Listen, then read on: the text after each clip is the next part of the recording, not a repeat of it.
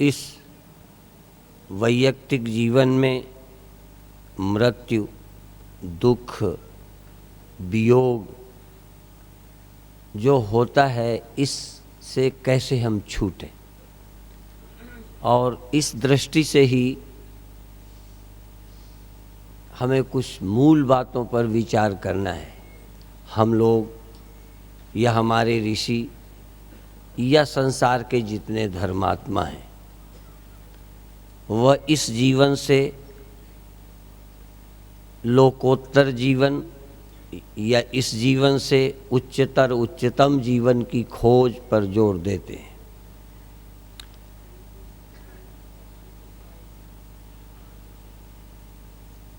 हम इस भौतिक जन्म में जो मृत्यु और बार बार मृत्यु, बार बार जन्म क्यों होता है, ये भी एक विचारणीय विषय है। हम अपने अनुभव में आबद्ध हैं, और जब तक ये हमारा अनुभव है, इसके पार नहीं जाते, इसी में हम चक्र लगाते रहेंगे।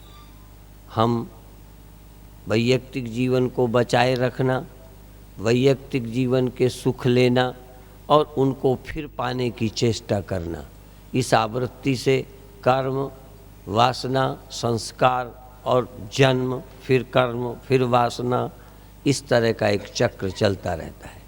जैसे जागृत जगत के अनुभव मुझे स्वप्न देखने को मजबूर करते हैं। मेरी एक बात तो प्राकृतिक है और एक मेरी भिन्न और वैयक्तिक है। जैसे सोना, ये एक गुण का कार्य है, लेकिन सपने सबके एक जैसे नहीं होते। नींद होती है, स्वप्न होते हैं, पर स्वप्नों की भिन्नता होती है।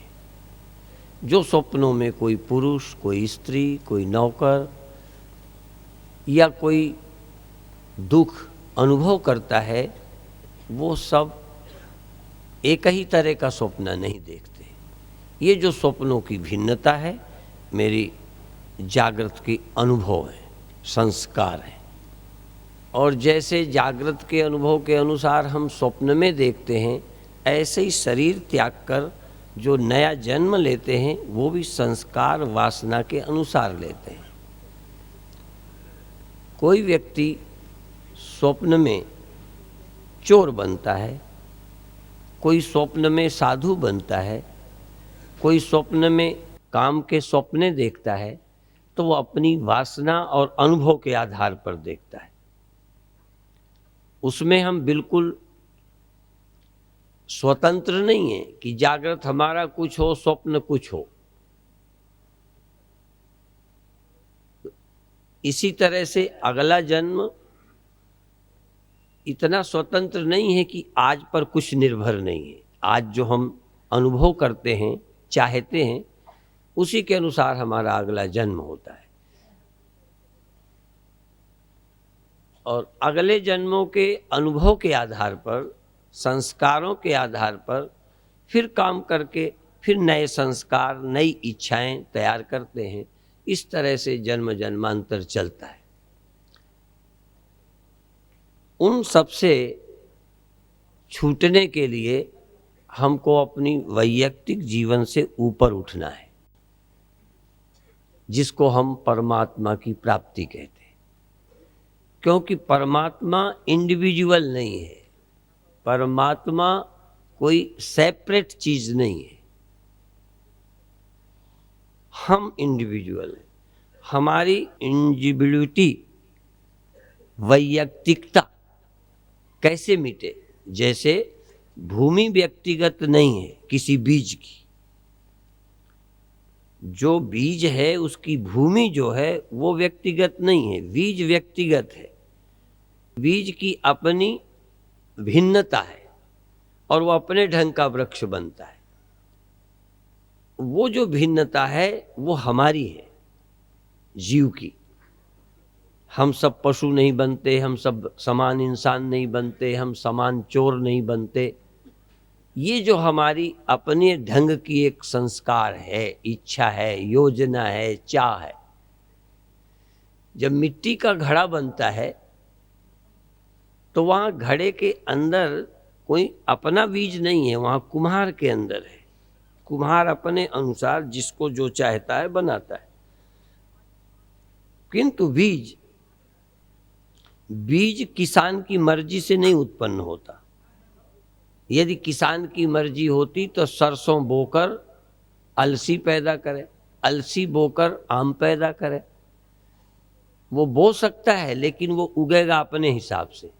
तो ईश्वर हमको जन्म तो देगा किसान की तरह, किंतु हम जन्म लेंगे अपनी तरह। केवल परमात्मा हमको जन्म देने का अवसर प्रदान करता है, जैसे किसान बीजों को उगने का अवसर देता है, लेकिन उगते वो अपने किस्म के हैं।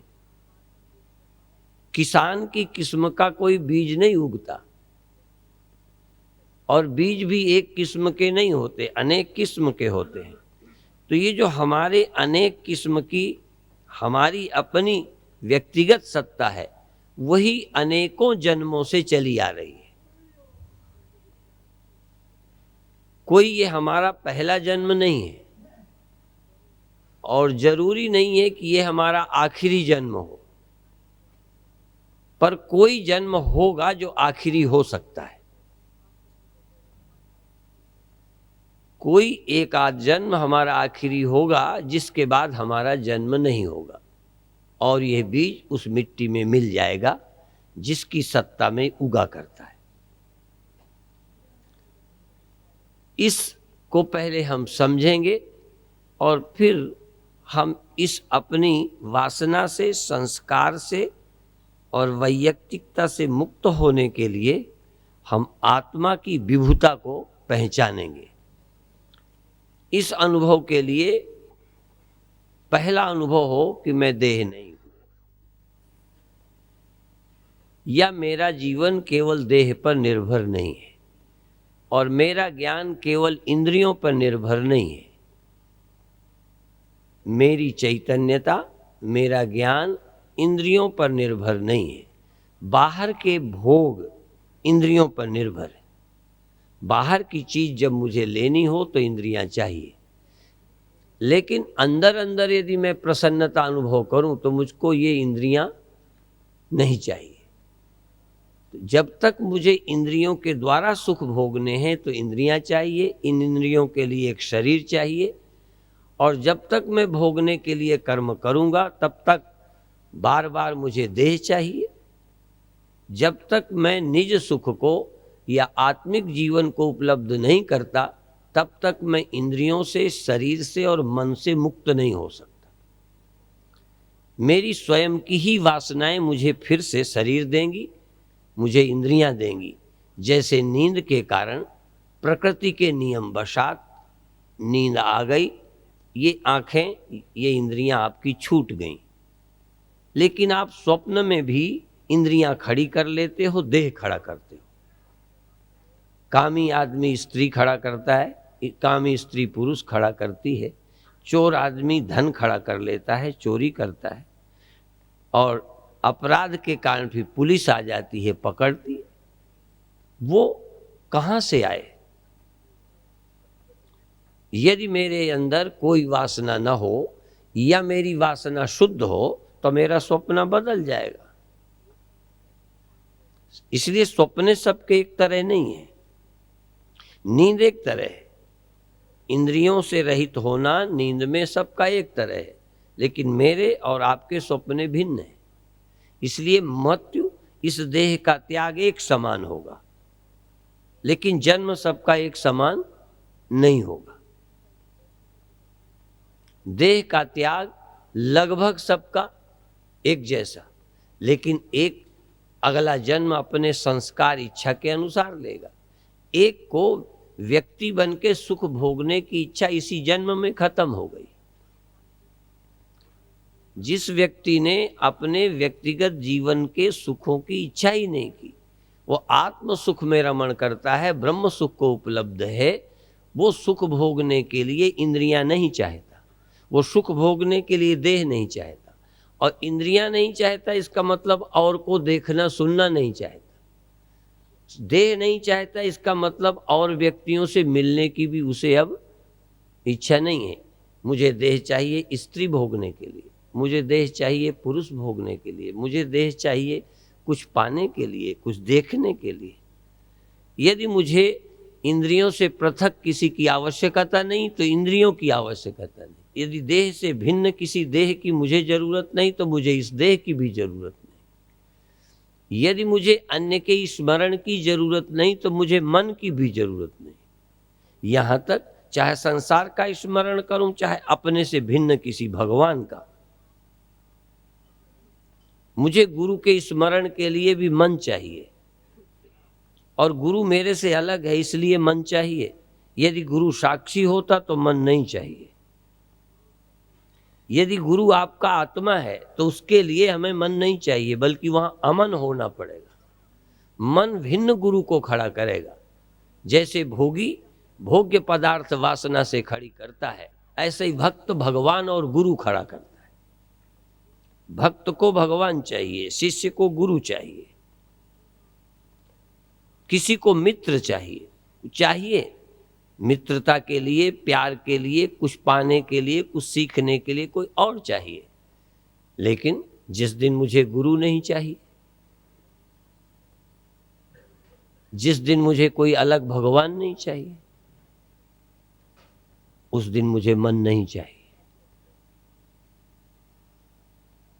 इसलिए अमन में हमको भिन्न भगवान नहीं मिल सकता। भिन्न भगवान हमें चाहिए मन से। मन होगा तो और अलग वाला भगवान याद किया जाएगा। जहां मन ना होगा तहां भगवान रह जाएगा। भगवान चाहने वाला भी नहीं रहेगा, अलग भगवान भी नहीं रहेगा। इसलिए ये जो हमारी प्रक्रिया है सत्य में जाने की, वो भेदोपासना तो ठीक है। अभी आप गुरु नहीं मानेंगे तो सुनेंगे क्या? अचानक मेरे हाथ में एक पुस्तक आई, एक अच्छी बात मैंने पढ़ी। तुम शिष्य हो, यदि ये तुम्हारे अंदर है तो समझो ज्ञान की पहली किरण का प्रारंभ हुआ। परंतु यदि गुरु को लगता है मैं गुरु हूं तो समझो अज्ञान का प्रारंभ हुआ। क्योंकि तुम शिष्य हो पर मैं गुरु नहीं। जैसे स्वप्न में कोई पुरुष स्त्री को देखे तो वहां कोई स्त्री नहीं है, तुम्हारी ही अपनी कल्पना स्त्री है। तो शिष्य की कल्पना गुरु है, शिष्य की वासना के कारण कोई गुरु दिखता है। यदि शिष्य मुक्त हो गया तो गुरु नहीं है। आप भूखे हैं, आपको भूख लगती है, आपकी आवश्यकता ही अन्न है। परमात्मा का विधान एक ऐसा है कि भूखे के लिए अन्न पैदा कर देता है। पर मान लो तुम मनुष्य नहीं हो, जानवर नहीं हो, तो वो अन्न क्या है? यदि तुम व्यक्ति नहीं हो, ये मकान है, ये आश्रम है, तो ये क्या है आश्रम? यदि कोई रहने वाला जीव जंतु भी ना हो और मनुष्य ना हो तो इसको कोई मकान कहेगा? ये मकान नहीं है, ये मिट्टी है। मकान तो मेरे ख्याल के लिए है, रहने वालों के ख्याल से निर्मित हुआ है भवन। तो पुरुष से स्त्री निर्मित हुई है, गुरु से शिष्य से गुरु निर्मित हुआ है, भक्त से भगवान निर्मित हुआ है। भगवान अपने आप में भगवान नहीं है। भगवान किसका? किसका भगवान? स्वप्न में धन कौन है? क्या धन को धन बनने का शौक था? लोभी को धन चाहिए था, उसने स्वप्न में धन खड़ा करा। ये हमारी वासना के कारण संसार है। तुम जीना चाहते हो आत्मा हो के नहीं, व्यक्ति होके जीना चाहते हो, इसलिए तुम बार बार अपनी वासना से शरीर खड़ा करते हो। और जब तक तुम व्यक्ति रहना चाहोगे तब तक देह बनेगा, जब तक व्यक्ति होकर सुख भोगना चाहोगे देह बनेगा, और जब जब देह बनेगा तब तक भूख प्यास, सर्दी गर्मी, स्त्री पुरुष और जवानी बुढ़ापा और मौत, ये सब देखने को मिलेंगे। या तो इनके देखने को राजी रहो, और या फिर ये ना हो ऐसा कोई उपाय करो। और इनके न रहने का उपाय है कि जीते जी तुम अशरीरी हो जाओ, जीते जी तुम नैर्व्यक्तिक हो जाओ, जीते जी तुम विभु हो जाओ, जीते जी तुम द्वैत से, मैं और यह के भोग से, मैं और तुम के भेद से रहित हो जाओ, जिसको शरीर नहीं चाहिए। कुछ देखने को, कुछ पाने को, कुछ भोगने को देह मिला है, और भोगने के लिए कर्म करते हो, और कर्म से संस्कार बनाते हो, संस्कार से भोगते हो। यहां तक यदि तुम सुख भोगने के लिए बड़े बनते हो तो ये बड़े बनने का संस्कार तुमको अलग रखेगा, गुरु बनने का संस्कार भी आपको अलग रखेगा। जैसे कभी पशुओं के जीवन में नर और मादा में ये देखा जाता है कि जब तक मादा हीट पर नहीं होती, नर के अंदर क्षोभ नहीं होता, उसके पाने की उत्सुकता नहीं होती। इसी तरह से जब तक शिष्य के मन में प्रबल जिज्ञासा नहीं होती, गुरु नाम की चीज कोई नहीं है। गुरु में गुरुत्व, गुरु में कुछ सुनाने की इच्छा तब आती है जब शिष्य की प्रबल जिज्ञासा होती। यदि गुरु अपनी ओर से उत्सुकता रखता है तो इसका मतलब अभी उसे गुरु होने का कुछ चस्का है। भगवान को भगवान बनने का कोई चस्का नहीं है। भक्त जब मजबूर करते हैं तो भगवान प्रकट होते हैं, उन्हें आने का शौक नहीं लगा। भक्त चाहते हैं, दुखी होते हैं तो फिर भगवान को रहा नहीं जाता। जैसे नर मादा के बीच, मादा जब हीट पर होती है तो नर पशु बेचैन हो जाता है। भगवान धरती पर आने को तब मजबूर होते हैं जब भक्त पुकारते हैं। साधक होते हैं तो गुरु के अंदर गुरुत्व तो जाग जाता है। नहीं, ब्रह्म तो रहते हैं, वो गुरु नहीं रहते। मिट्टी को कोई शौक नहीं पड़ा घड़ा बनने का। आवश्यकता वालों के लिए मिट्टी को घड़ा होना पड़ता है, उसे अपने आप में कोई आवश्यकता नहीं। तो परमात्मा को धरती पर आने की कोई आवश्यकता नहीं, पर भक्तों की प्यास, लगन उन्हें भगवान बनने के लिए, व्यक्ति बनने के लिए संसार में आने को मजबूर करते हैं। इसलिए वहां भगवान का प्रारब्ध नहीं है, भगवान के अपने कोई कर्म नहीं है जिनके भोगने के लिए भगवान आए। भक्तों के कर्मों के फल भोग देने के लिए या भक्तों के कल्याण के लिए भगवान बने। जैसे प्रकृति के अंदर सागर भाप बनकर, बादल बनकर धरती पर बरसता है, एक प्रकृति का ला है। तो हम कुछ ऐसे अनुभव आज प्राप्त करें जो बिना इंद्रियों के हों, बिना इन आँखों के, बिना इन कानों के, बिना इस देह के भीतर कुछ हम हों। और वो भले एक कदम आगे होगा, लेकिन आगे होगा। बिना इन आँखों के देखना, बिना इन कानों के सुनना, बिना वायु उपकरणों के अपना होना, सुखी होना, दुखी होना, शांत होना, अशांत होना, कुछ तो होगा। और इसके बाद शांत और अशांत के और मन के भी पार जाना। पहले हम इंद्रियों में आए, फिर बिना इंद्रियों के हो जाएं, फिर मन में आए, फिर बिना मन के हो जाएं, फिर विचारों में जाएं, और बिना विचारों के पार चले जाएं। तो जब हम विचारों के पार चले जाएंगे तब हम अपनी वास्तविक सत्ता में जाएंगे, जो माया रहित है,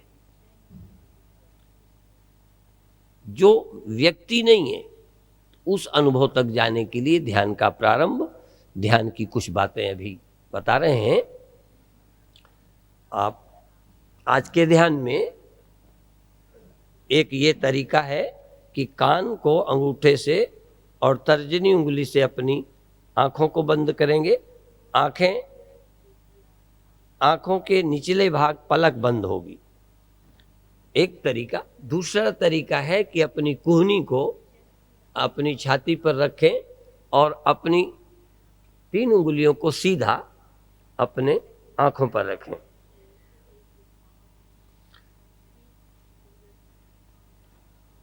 श्वास निकालते हुए झुकें और श्वास भरते हुए वापस हों और ध्यान पूरा अंदर रखें। और हम एक बार करके बता देते हैं।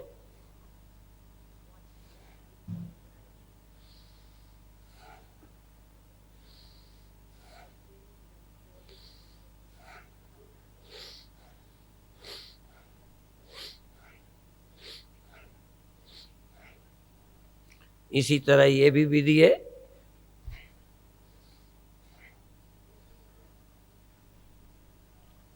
इस तरह करके जा सकते हैं या यूं कर सकते हैं। और श्वास को भरते हुए सीधे होना है, श्वास निकालते हुए नीचे जाना है, ध्यान को भीतर रखना है, बिना इन आंखों के देखना है, बिना इन कानों के सुनना है।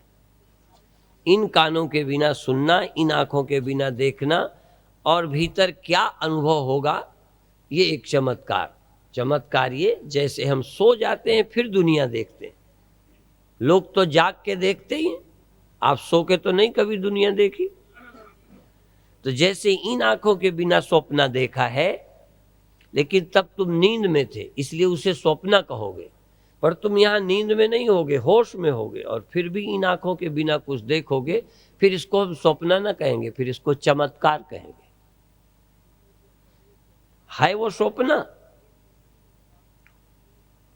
तो ये चमत्कार हो गया। उजेला देखना, रंग देखना, गुरु देखना, भगवान देखना, आकाश देखना, और ऐसे ही देखना जैसे आंखों से देखते हैं। स्वप्न आप कैसे देखते हो? आपको लगता है बिना आंखों के देखा था, बिना हाथों के चोरी की थी, बिना शरीर के प्यार किया था, बिना शरीर के बच्चे को गोद लिया था, किसी व्यक्ति से लड़े थे और मारा था तो हाथ नहीं थे आपके, लेकिन वो कौन से हाथ थे? क्या ये चमत्कार नहीं है? पर रोज हो जाता है इसलिए तुम्हें चमत्कार समझ नहीं आता। नहीं, स्वप्नों से बड़ा कोई चमत्कार जिसको ईश्वर ने नहीं रचा, मैंने रच लिया। स्वप्न में मैं ईश्वर हूं। और योगी भी इसी तरह जब ध्यान में जाता है तो कुछ अनुभव करता है और बड़ा खुश होता है। आज मैं उड़ गया था, आज मैं भगवान को मिला, आज मैंने उजेला देखा, आज ये हो गया, आज शरीर हल्का हो गया। क्या अनुभव करता है? वो कल्पना नहीं करता, अनुभव करता है। और धीरे धीरे इन चमत्कारों के भी पार चला जाता है, जहाँ न कोई आकाश है, न जहाँ कोई प्रकाश है, न तत्र सूर्यो भाति न चंद्र तारकम, नेमा विद्युतो भांति कुतोयम अग्नि। वहाँ कोई और नहीं होता, वहाँ केवल मेरी एग्जिस्टेंस होती है, वहाँ कोई स्वप्न नहीं। इसलिए मांडूक्य उपनिषद में कहा कि न वहाँ जागृत जगत, न वहाँ स्वप्न जगत, न वहाँ नींद। वहाँ नींद भी नहीं होती जो मैं कह सकूं नींद के कारण कुछ नहीं दिखा, मैं होश में हूं और कुछ नहीं दिखा। इसका मतलब वहाँ कुछ नहीं दिखा ऐसा नहीं, वहाँ कोई था ही नहीं मेरे सिवा। यदि सारे मकान गिरा दिए जाएं और फिर मिट्टी कहे अब मुझे नहीं मकान दिखते, मकान नहीं दिखते का मतलब अज्ञान, और मकान है ही नहीं। नहीं समझ में आई बात? मकान है ही नहीं तो क्या दिखे? खत्म। तो नींद का मतलब होता है जगत था पर मुझे दिखा नहीं। समाधि का मतलब कि मैं था, वहां जगत था ही नहीं। जितना काल्पनिक था, जितना फ्रॉड था, स्वप्न था, वो खो गया, सत्य रह गया। उमा कहाऊं मैं अनुभव अपना, शत हरि भजन जगत सब स्वप्न खत्म हो गया। मैं वहां सोया नहीं। ध्यान वाला व्यक्ति सोता नहीं और जगत का अभाव हो जाता है। समाधि माने सोया नहीं और आंखें समाप्त नहीं हुई, आंखें हैं ही नहीं हुआ। और तभी कहते हैं एक अवस्था होती है जहां हम बिना आंखों के देखते हैं, बिन पद चले सुने बिन काना, कर विधि कर्म करे विधि नाना, आनंद रहित सकल रस भोगी। यहां रस भोगता है, वहां रस ही रस, आनंद ही आनंद, रसो वही सह, वह रस है, वह आनंद है। और न वहां स्त्री है, आनंद है, न वहां आंखें हैं, आनंद है, वहां कोई गुरु और चेला नहीं, आनंद है, वहां कोई पति पत्नी नहीं, वहां भगत और भगवान भी नहीं कि कीर्तन कर रहा है, भगवान जी के दर्शन कर रहा है, वहां कोई और नहीं है। और फिर भी है, जहां कोई और नहीं और है वही सत्य है, वही समाधि है, वही असली मेरी एग्जिस्टेंस है। इसलिए अब आप आंख बंद करें और जो बताया मैंने, दो तरह में से कोई तरह से अपनी आंखें बंद करो और पहले धीमी स्पीड से स्लो को और फिर श्वास भरते वापस आओ। बार बार रिपीट करें। ध्यान भीतर, जागे रहें, जागे रहें, सावधान रहें, देखते रहें।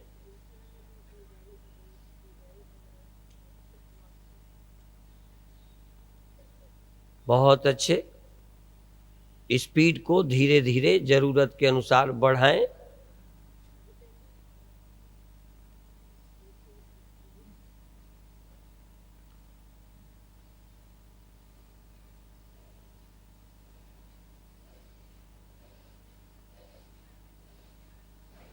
बहुत अच्छे। झुकते हुए श्वास निकालें और श्वास लेते हुए वापस हो जाएं, सीधे हो जाएं। फिर झुकें, फिर सीधे, फिर झुकें, फिर सीधे। बहुत अच्छे। और आनंद, और सावधान, और जागो, और जागो, और जागो। बिना इन आंखों के जागो, बिना इन कानों के सुनो, अंदर से, अंदर से।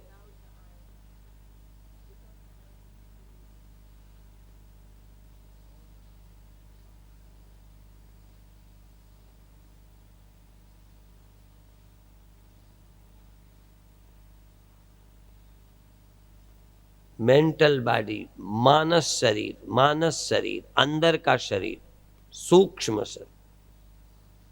अंदर जागो, अंदर जागो, श्वास श्वास से।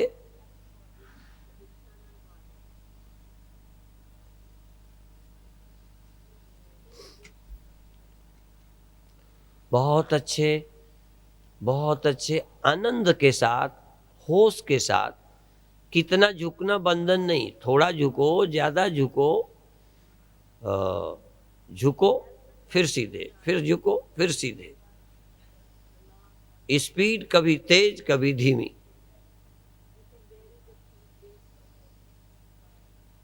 बहुत अच्छे। पूरा ध्यान अंदर, पूरा ध्यान अंदर। भीतर देखो, भीतर जागो, भीतर रहो। बहुत अच्छे, बहुत अच्छे।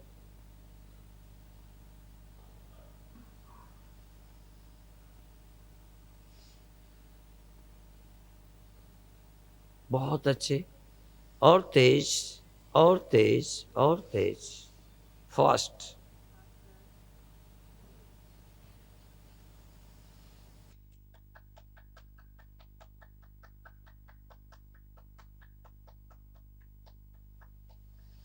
बहुत अच्छे, बहुत अच्छे, बहुत अच्छे। आनंद, आनंद, भीतर का आनंद, भीतर का, भीतर की चेतना जगाओ। आप जागो, सबको सो जाने दो। बाहर की आंख सो गई, भीतर की आंख खुल गई। बाहर के कान सो गए, भीतर के कान जाग गए।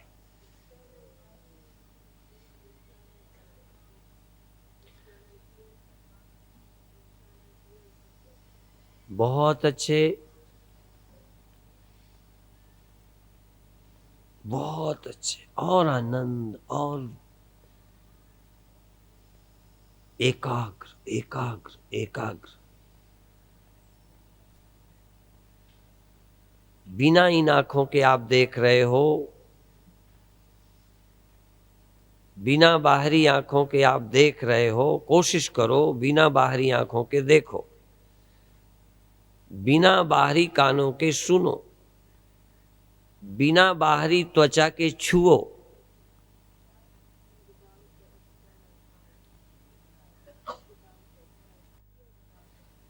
बहुत अच्छे, बहुत अच्छे, बहुत अच्छे। बिना इंद्रियों के जागो, बिना इंद्रियों के जागो, बिना इंद्रियों के जागो।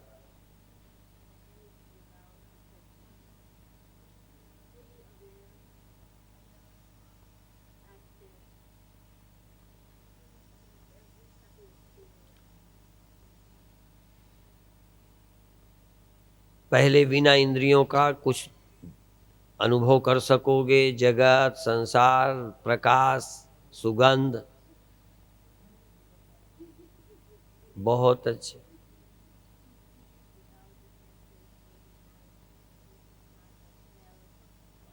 बहुत अच्छे।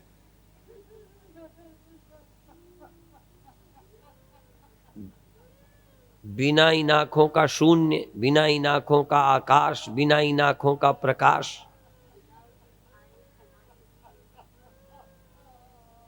बहुत अच्छे,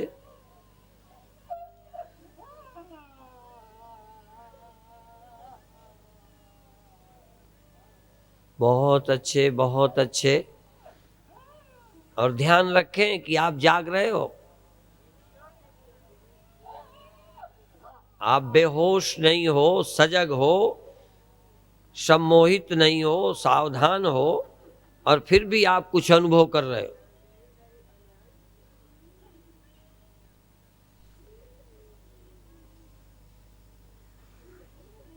बाहर का खो जाए भीतर के अनुभव में, भीतर का खो जाए आत्मा अनुभव में। बाहर का संसार खो जाए भीतर के संसार में, और भीतरी संसार खो जाए आत्मा में।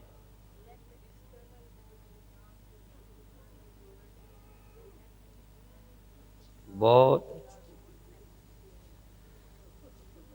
बहुत अच्छे, बहुत अच्छे, बहुत अच्छे। आप जागो, कुछ सुनो, कुछ देखो, कुछ अनुभव करो, भीतर के शून्य का, भीतर के प्रकाश का, भीतर की सुगंध का।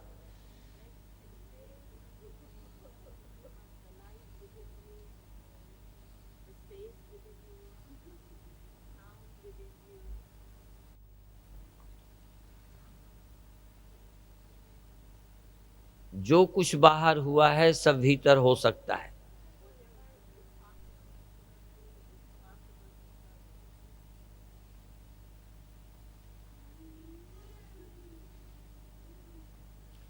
बाहर आकाश है, भीतर आकाश है। बाहर प्रकाश है, भीतर प्रकाश है।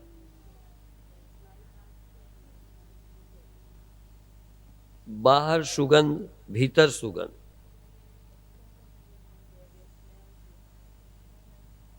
बाहर कुछ है तो भीतर भी कुछ अनुभव हो सकता है।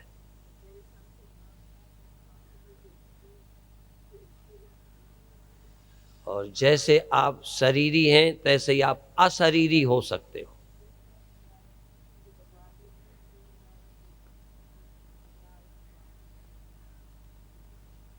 बहुत अच्छे, बहुत अच्छे, बहुत, वेरी गुड, वेरी गुड, और वेरी गुड। आप हैं, शरीर को देखते हैं तो हैं, भीतर शून्य देखते हैं तो हैं।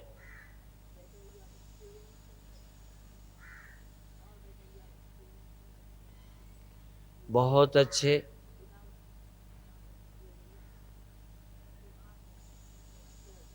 और अब आप थोड़ी देर रुकें,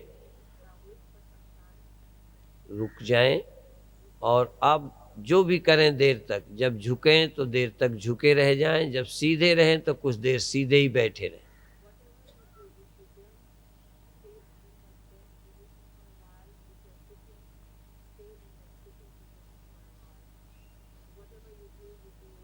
अब करना कम हो गया, करना कम हो गया। अब एक एक पोज में देर तक रुकें। जब झुक जाएं तो बहुत देर तक झुके ही रहें, श्वास जैसी लेना हो लेते रहें। झुके रहें तब झुके रहें, जब सीधे रहें तो सीधे रहें। कुछ देर झुके रहें जैसे बिल्कुल सो गए हो, और कुछ देर सीधे बैठो जैसे प्रतिमा है।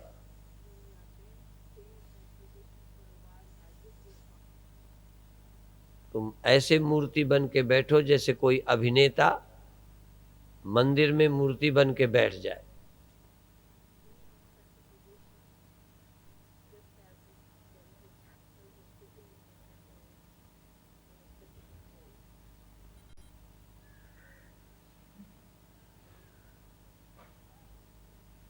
जितनी देर एक पोज में रह सको, पोज मत बदलो।